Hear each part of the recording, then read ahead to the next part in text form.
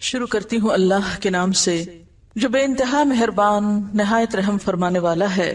فرمایا تم دونوں یعنی انسان اور شیطان یہاں سے اتر جاؤ، تم ایک دوسرے کے دشمن رہو گے۔ اب اگر میری طرف سے تمہیں کوئی ہدایت پہنچے تو جو کوئی میری اس ہدایت کی پیروی کرے گا وہ نہ بھٹکے گا نہ بدبختی میں مبتلا ہوگا، اور جو میرے ذکر سے منہ موڑے گا اس کے لیے دنیا میں تنگ زندگی ہوگی اور قیامت کے روز ہم اسے اندھا اٹھائیں گے۔ وہ کہے گا پروردگار دنیا میں تو میں آنکھوں والا تھا، یہاں مجھے اندھا کیوں اٹھایا؟ اللہ تعالیٰ فرمائے گا ہاں اسی طرح تو ہماری آیات کو جب کہ وہ تیرے پاس آئی تھی تو نے بھلا دیا تھا، اسی طرح آج تو بھلایا جا رہا ہے۔ اس طرح ہم حد سے گزرنے والے اور اپنے رب کی آیات نہ ماننے والے کو دنیا میں بدلہ دیتے ہیں، اور آخرت کا عذاب زیادہ سخت اور زیادہ دیر پا ہے۔ وَمَنْ أَعْرَضَ عَنْ ذِكْرِي، جس کسی نے بھی اعراض برتا، غفلت برتی، بے پرواہی برتی، بے نیازی اختیار کی میرے ذکر سے، میری یاد سے، تو میں اس کی سزا اس کو دنیا میں ہی دوں گا۔ فَإِنَّ لَهُ مَعِيشَةً ضَنْكَا، دنیا کی زندگی اس کے لیے تنگ ہو جائے گی، سب کچھ ہوتے ہوئے بھی اس کا دل خوش نہیں ہوگا، اس کا دل گھٹن کا شکار ہوگا۔ اور پھر یہ معیشتاً ضنکا صرف دنیا میں نہیں قبر میں بھی ہوگی۔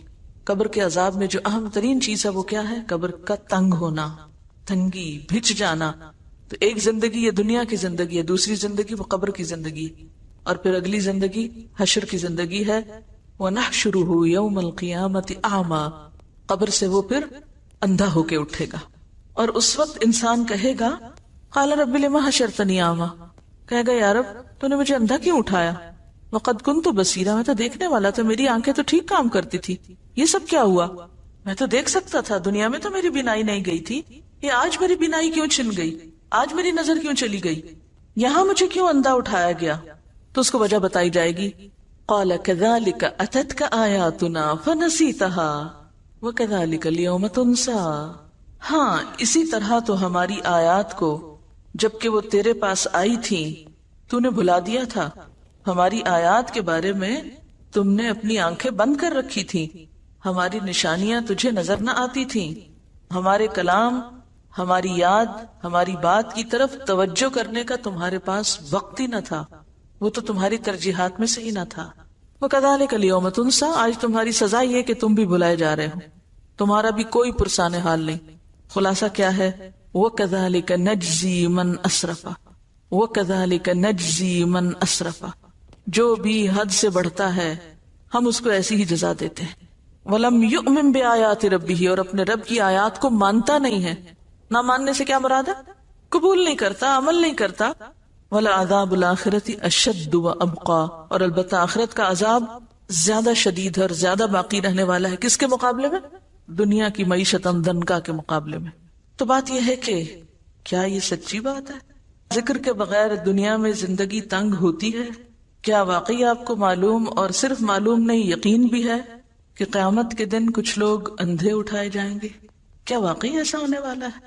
اور اگر یہ سچ ہے اور ایسا ہی ہونے والا ہے تو پھر ہمیں صرف اپنی ہی نہیں ان سارے لوگوں کی فکر کرنی ہے جو اللہ کے ذکر سے، اللہ کی طرف سے آئی ہوئی نصیحت سے بالکل اندھے بنے ہوئے ہیں اس زندگی میں، اس دنیا میں۔ یہ اگنور کیے جانے کے لائق بات نہیں، یہ بہت اہم بات ہے۔ تھوڑی دیر کے لیے آنکھیں بند کر کے تصور کریں اس زندگی کا جس میں انسان دیکھ نہیں سکتا، اور یہ تو پھر صرف دنیا ہے جس میں اگر کسی ایک انسان کی بینائی چلی بھی جائے تو بہت سے لوگ مدد کرنے کے لیے موجود ہوتے ہیں۔ اب تو ایسے ادارے بن چکے ہیں، ایسی فاؤنڈیشنز ہیں، ایسے انتظامات ہیں جن سے اس دنیا میں نابینا لوگوں کو بہت سی فیسلٹیز پرووائڈ کی گئی ہیں کہ وہ اپنی زندگی میں انڈیپینڈنٹلی کام کر سکیں، اپنا چلنا پھرنا، حتیٰ کہ پڑھنا لکھنا۔ لیکن قیامت کے دن کون کس کا مددگار ہوگا؟ کون کس کے کام آئے گا؟ اور کیا یہ سچ نہیں کہ من کان فی ہذہ اعمی فہو فی الآخرۃ اعمی واضل سبیلا، جو شخص اس دنیا میں اندھا بن کے رہا، اس نے آنکھیں نہ کھولی، اس نے اس ذکر کو نہیں پڑھا، اس نے اللہ کو یاد نہیں کیا، تو قیامت کے دن بھی وہ اندھا ہی اٹھایا جائے گا، اور بھی زیادہ راستے کے اعتبار سے بھٹکنے والا ہوگا، اس کو راستہ ہی نہیں ملے گا۔ کیا واقعی یہ ایسی آیت ہے کہ جس پر انسان غور کیے بغیر گزر جائے اور جس پر عمل کرنے کی کوئی تدبیر نہ سوچے. لہذا بے حد ضروری معلوم ہوتا ہے کہ ہم ان آیات کی روشنی میں ذکر کے معنی کو بھی سمجھیں اور پھر ذکر کے بارے میں جو ہمارے دین میں ہمیں تعلیمات دی گئی ہیں اس کی روشنی میں اپنے عمل اور اپنے کردار کا بھی جائزہ لیں کہ کہیں ایسا تو نہیں کہ ہم قرآن پڑھتے ہوئے بھی، ہم ذکر کرتے ہوئے بھی اللہ کو یاد ہی نہ کرتے ہوں. تو آج ہم گفتگو کریں گے ذکر کی حقیقت کے بارے میں کہ ذکر کیا چیز ہے، ذکر کیسے کرنا چاہیے، ذکر کی کتنی قسمیں ہیں، اور پھر سب سے اہم بات ذکر کا اصل مفہوم کیا ہے، ذکر کی روح کیا ہے، اور اس ذکر کا جو قرآن کی شکل میں ہے حق کیسے ادا کیا جائے، اس کے لیے آنکھوں کو کیسے کھولا جائے کہ قیامت کے دن بھی دیکھنے والوں میں سے اٹھے. قرآن پاک کی ایک سورت ہے سورت الاعلی، اس میں اللہ سبحانہ وتعالی فرماتے ہیں قد افلح من تزکا وذکر اسم ربہ فصلی بل تؤثرون الحیاۃ الدنیا والآخرۃ خیر وابقی ان ھذا لفی الصحف الاولی صحف ابراہیم و موسیٰ. کیا معنی ہے اس آیت کا؟ قد افلح، یقیناً فلاح پا گیا، کامیاب ہو گیا. کون؟ من تزکا، جس نے اپنا تزکیہ کر لیا، اپنے دل کا، اپنے خیالات کا، اپنے اخلاق کا، اپنی عادات کا تزکیہ کر لیا، اس میں سے قبیح چیزیں نکال پھینکی. وذکر اسم ربہ، اور اپنے رب کا نام یاد کرتا رہا، یعنی اپنے رب کی یاد اختیار کی، ذکر کیا. فصلی، پھر نماز بھی پڑھی. لیکن کچھ لوگوں کے پاس ان تینوں چیزوں کے لیے وقت نہیں جو کہ ان کو کامیابی کی طرف لے جانے والی ہیں. قد افلح من تزکا، نہ تزکیے کے لیے وقت ہے، وذکر اسم ربہ، نہ ذکر کا وقت ہے، نہ ذکر کی طرف دھیان ہے. فصلی، اور نہ نماز ہی کی طرف توجہ ہے. کیوں؟ اس لیے کہ بل تؤثرون الحیات الدنیا، بلکہ تم دنیا کی زندگی کو ترجیح دیتے ہو. دنیا کی محبت کی وجہ سے تم اپنے ان فرائض کو بھولے ہوئے ہو جن پر تمہاری کامیابی کا انحصار ہے.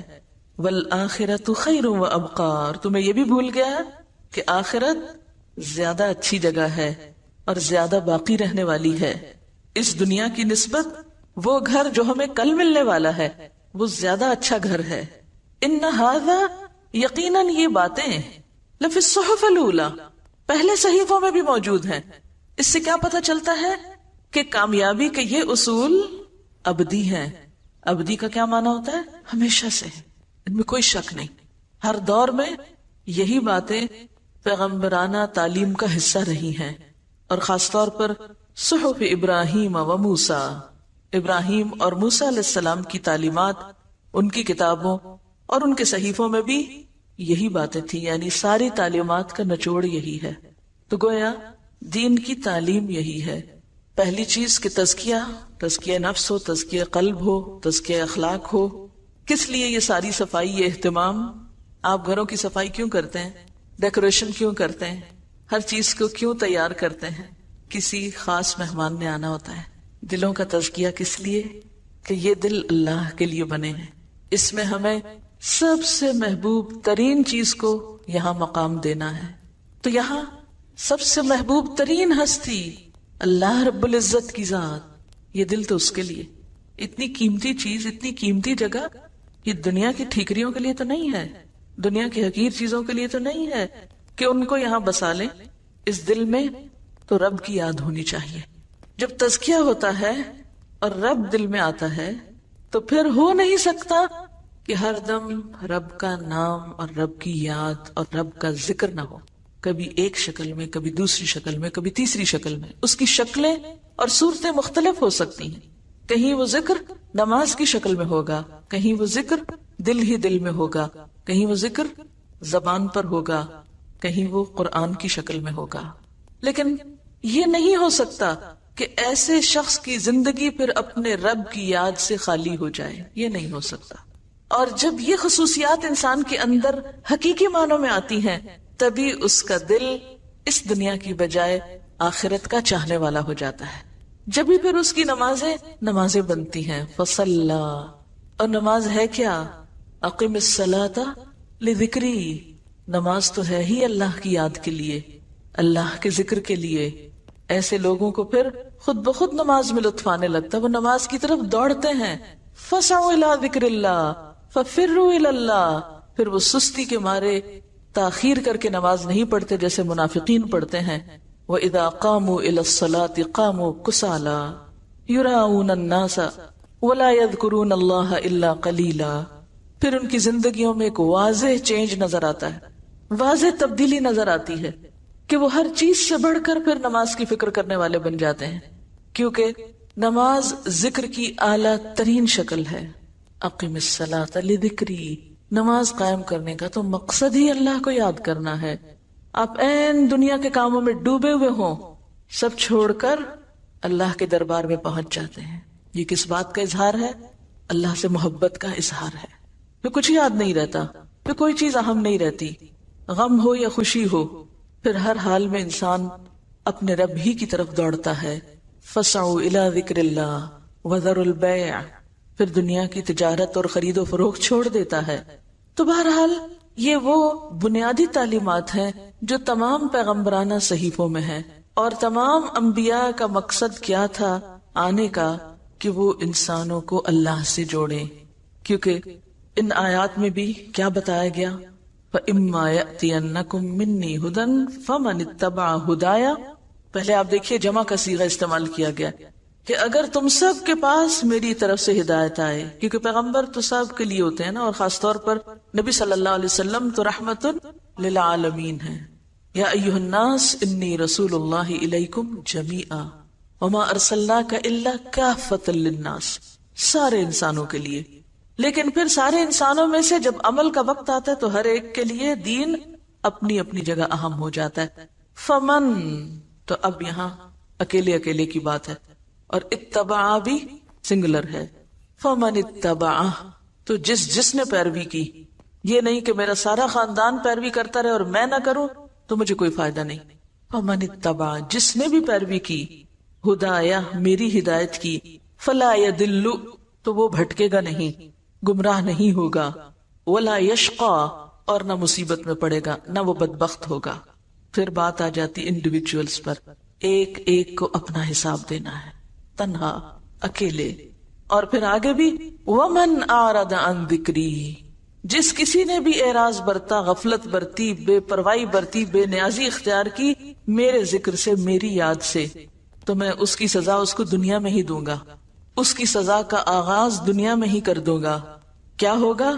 فإن له معیشة ضنکا، دنیا کی زندگی اس کے لیے تنگ ہو جائے گی، وہ گھٹن کا، ڈپریشن کا، پریشانیوں کا شکار ہو جائے گا.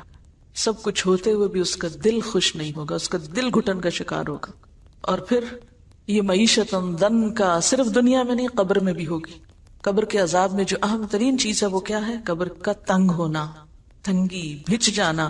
نبی صلی اللہ علیہ وسلم جب عذاب قبر کے بارے میں سکھا اور سمجھا رہے تھے تو آپ نے اپنے دونوں ہاتھوں کو ایک دوسرے میں ڈال کے بتایا کہ قبر پھر اتنی تنگ ہوگی کہ ایک پسلی دوسرے میں یوں گھس جائے گی. تو ایک زندگی یہ دنیا کی زندگی ہے، دوسری زندگی وہ قبر کی زندگی، اور پھر اگلی زندگی حشر کی زندگی ہے. وَنَحْشُرُهُ يَوْمَ الْقِيَامَةِ أَعْمَى، قبر سے وہ پھر اندھا ہو کے اٹھے گا. تو بات یہ ہے کہ اگر ذکر یا اللہ کی یاد ہماری کامیابی کے لیے ضروری ہے، دنیا کے سکون کے لیے بھی، کیونکہ الا بذکر اللہ تطمئن القلوب، سنو اللہ کے ذکر سے دل اطمینان پاتے ہیں. دلوں کے لیے ذکر کے علاوہ کسی اور چیز میں چین نہیں. مثلاً آپ اپنی زبان کے ذائقے کے لیے مزے مزے کے کھانے کھاتے ہیں، تب زبان کو مزہ آتا ہے. اگر آپ زبان پر اچھے کھانے کی بجائے سونے کی ڈلی رکھ دیں، ہیرے کا ٹکڑا رکھ دیں، کیا ہوگا؟ زبان کو مزہ نہیں آئے گا. ناک کا لطف کس میں ہے؟ ہماری قوت شامہ کا لطف کس میں ہے؟ اچھی خوشبو کے سونگنے میں. اگر آپ اس کے سامنے سونے چاندی کا ڈھیر رکھ دیں اور کہیں سونگو اس کو، تو اس کو تو کوئی مزہ نہیں آئے گا اس میں. اسی طرح اگر ہم اپنے دل میں اللہ کی یاد کی بجائے، اللہ کی محبت کی بجائے، اللہ کے ذکر کی بجائے سونے چاندی کی محبت ڈال لیں تو دل چین نہیں پائے گا. یہ دل کچھ اور مانگتا ہے اور ہم اس کو سونے چاندی اور دنیا کی دولت میں خوش کرنے کی کوشش کرتے ہیں. تو دل کا لطف، دل کا سکون اور دل کا چین اللہ کے ذکر میں ہے. الا بذکر اللہ تطمئن القلوب. اسی لیے ہم دیکھتے ہیں کہ تمام انبیاء نے اپنے اپنے لوگوں کو ذکر کی طرف متوجہ کیا، اور آج بھی دعوت دین دینے والوں کی، تعلیم دین کا کام کرنے والوں کی یہ بنیادی ذمہ داری ہے کہ لوگوں کو اس کی طرف متوجہ کریں. تو اس سلسلے میں ہم دیکھتے ہیں حضرت یحییٰ علیہ السلام کا قول. وہ اپنے لوگوں سے کہتے ہیں وَآمُرُكُمْ أَن تَذْكُرُوا اللَّهَ تَعَالَى. لوگوں میں تمہیں حکم دیتا ہوں، یعنی حکم ہے میرا کہ تم کیا کرو؟ اللہ کو یاد کرو. یعنی صرف مشورہ نہیں دیتا بلکہ حکم دیتا ہوں تم کو. اور ذکر کرنے والا دراصل دنیا کے فتنوں، دنیا کے غموں، دنیا کی پریشانیوں سے ایک محفوظ پناہ گاہ میں آ جاتا ہے، ہر طرح کے خطرات سے محفوظ ہو جاتا ہے، اندرونی بھی اور بیرونی بھی. کیونکہ جب تک بندہ اپنے رب کو یاد کرتا ہے، اللہ اپنے اس بندے کی مدد فرماتا ہے. امام ابن القیم کہتے ہیں کہ ذکر کرنے والے کی مثال ایسے ہی ہے جیسے وہ شخص جس کے پیچھے جلدی سے دشمن چڑھ دوڑے. یعنی اس کے پیچھے کوئی دشمن لگا ہوا ہو. ذرا تصور کریں کہ کوئی پیچھے لگا ہوا ہے آپ کے اور پکڑنے لگا آپ کو. کون ہے دشمن؟ کھلا دشمن، سب جانتے ہیں. کیا وہ کبھی کبھی پیچھے لگتا ہے؟ ہر وقت لگا ہوا ہے اور ہمیں پتہ ہی نہیں، اور ہم اس کا نشانہ بنے ہوئے ہیں، لٹ رہے ہیں اس کے ہاتھوں. تو فرمایا کہ وہ شخص جس کے پیچھے دشمن چڑھ دوڑے اور وہ بھاگتے بھاگتے بھاگتے جلدی سے کسی مضبوط قلعے میں داخل ہو کے اپنے آپ کو بچا لے. یعنی جیسے کوئی دشمن پیچھے آتا ہے تو انسان کیا کرتا ہے؟ جلدی سے کسی قلعے میں، کسی عمارت میں بند ہوتا ہے. تو عموماً آپ ذرا سوچیں، خدا نخواستہ کوئی گھر میں چور آ جائے تو آپ کیا کرنے کا سوچتے ہیں؟ کبھی کبھی آپ سوچتے ہیں نا اگر خدا نخواستہ یا چور آ گئے تو میں کیا کروں گی؟ تو آپ کا کیا جواب ہوتا ہے؟ میں جلدی سے غسل خانے میں گھس جاؤں گی اور میں کنڈی لگا لوں گی، یا کمرہ دروازہ بند کر لوں گی، میں اندر نہیں آنے دوں گی. ایسے بیٹھے بیٹھے سوچتے ہیں نا اپنے بچاؤ کے طریقے. تو بالکل اسی طرح ذکر کرنے والا ایسا ہے کہ جو اپنے دشمن سے بچاؤ کے لیے قلعے میں چلا جائے اور اس کا دروازہ بند کر دے اور دشمن باہر ہی ناکام و نامراد لوٹ جائے. یعنی ذکر اس طرح انسان کو شیطان کی شر اور شیطان کی دشمنی اور اس کے وسوسوں سے محفوظ کرتا ہے. اور ذکر ہی ایسی چیز ہے کہ جو دشمن سے بچاؤ کے لیے ایک ہتھیار ہو سکتا ہے. یہی ایک ذریعہ ہے، یہی ایک قلعہ ہے. لہذا کبھی بھی انسان اس سے غافل نہ ہونے پائے. ابن عباس کہتے ہیں شیطان ابن آدم کے دل پر چھاتی تان کے بیٹھا رہتا ہے، بالکل الرٹ. چھاتی تان کے بیٹھنے کا مطلب کیا ہے؟ بالکل الرٹ. امیجن کریں کہ آپ کا دشمن آپ کے دل پر کیسے بیٹھا ہے؟ جیسے کوئی حاضر باش فوجی ہو. بس جب وہ بھول یا غفلت کا شکار ہوتا ہے یعنی دل، تو فوراً حملہ آور ہوتا ہے، وسوسے ڈالتا ہے. اور پھر انسان جب ذکر کرنے لگتا ہے تو وسوسے رخصت ہونے لگتے ہیں. رسول اللہ صلی اللہ علیہ وسلم نے فرمایا ذکر الہی سے زیادہ انسان کے لیے کوئی چیز عذاب الہی سے نجات دینے والی نہیں. اب یہاں میں ذکر عام معنوں میں لے رہی ہوں جس میں سب طرح کے ذکر شامل ہو جاتے ہیں، ٹھیک ہے؟ یہ ذہن میں رہے. یہاں ذکر کی کوئی ایک خاص مخصوص شکل نہیں مراد، بلکہ اس سے مراد کیا ہے؟ اللہ کی یاد. کیونکہ آخر میں بتاؤں گی آپ کو کہ اللہ کی یاد کا مطلب کیا ہے. اللہ کے عذاب سے بچانے کے لیے سب سے مؤثر نسخہ کیا ہے؟ اللہ کا ذکر، اللہ کی یاد. رسول اللہ صلی اللہ علیہ وسلم نے فرمایا میں تمہیں تمام اعمال سے بہتر، خدا کے نزدیک زیادہ پسندیدہ، تمہارے درجوں کی بلندی کا ذریعہ، سونا چاندی خرچ کرنے سے بہتر اور دشمنوں سے لڑ کر مرنے اور مارنے سے بھی بہتر چیز نہ بتاؤں؟ صحابہ نے کہا جی ہاں اے اللہ کے رسول صلی اللہ علیہ وسلم، آپ ضرور بتائیے. آپ نے فرمایا اللہ کا ذکر کرنا. گویا ذکر تمام عبادات میں افضل ترین عبادت ہے. رسول اللہ صلی اللہ علیہ وسلم نے حضرت معاذ بن جبل سے فرمایا کیا میں تم کو بتاؤں کہ تمہارے اعمال میں سب سے زیادہ اچھا عمل کیا ہے، اور تمہارے مالک کے یہاں سب سے زیادہ پاکیزہ کیا چیز ہے، اور تمہارے رتبے کو سب سے زیادہ بڑھانے والا کیا عمل ہے؟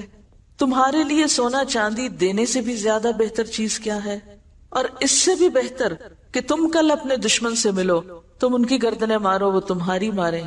تو صحابہ نے عرض کیا ہاں اے اللہ کے رسول صلی اللہ علیہ وسلم. آپ نے فرمایا ذکر اللہ تعالی، اللہ کو یاد کرتے رہنا. اسی طرح ایک اور روایت میں آتا ہے کہ ایک آدمی نے رسول اللہ صلی اللہ علیہ وسلم سے پوچھا، کیا اللہ کے رسول صلی اللہ علیہ وسلم مجاہدوں میں سب سے زیادہ اجر کس مجاہد کا ہے؟ آپ نے فرمایا اس شخص کا جو سب سے زیادہ اللہ کا ذکر کرتا ہے، یعنی جہاد کے ساتھ ساتھ اللہ کو یاد کرتا ہے۔ پھر آدمی نے پوچھا کہ روزہ داروں میں سب سے زیادہ اجر کس کا ہے، یعنی کس روزہ دار کا اجر باقی روزہ داروں سے زیادہ ہے؟ فرمایا اس شخص کا جو سب سے زیادہ اللہ کا ذکر کرنے والا ہے، یعنی روزہ رکھ کر ادھر ادھر کی لایانی باتیں کرنے کی بجائے زیادہ سے زیادہ اللہ کو یاد کرتا رہتا ہے۔ اسی طرح اس آدمی نے نماز اور زکوٰۃ اور حج اور صدقے کے بارے میں بھی سوال کیا، اور ہر بار آپ یہی جواب دیتے رہے کہ وہ شخص جو سب سے زیادہ اللہ کا ذکر کرتا ہے۔ یہ سن کر حضرت ابو بکر نے حضرت عمر رضی اللہ تعالیٰ عنہ سے کہا، ذکر کرنے والے نیکی میں سب سے آگے بڑھ گئے، ذکر کرنے والے نیکی میں سب سے آگے نکل گئے۔ رسول اللہ صلی اللہ علیہ وسلم نے فرمایا، ہاں ایسا ہی ہے، واقعی بڑھ گئے۔ اس کی کیا وجہ ہے کہ وہ کیوں سب سے آگے بڑھ گئے؟ اس لیے کہ تمام عبادات کا اگر خلاصہ یا مقصد یا روح اگر کوئی چیز ہے تو کیا ہے؟ اللہ کو یاد کرنا، اور یہ ہر عبادت کے اندر ہو سکتا ہے اور ہونا چاہیے۔ یعنی جس عبادت میں اللہ کا ذکر نہیں، اللہ کی یاد نہیں، پھر وہ عبادت بے روح عبادت ہے، بے معنی ہے، وہ تو پھر عبادت کا مقصد ہی پورا نہیں ہوا۔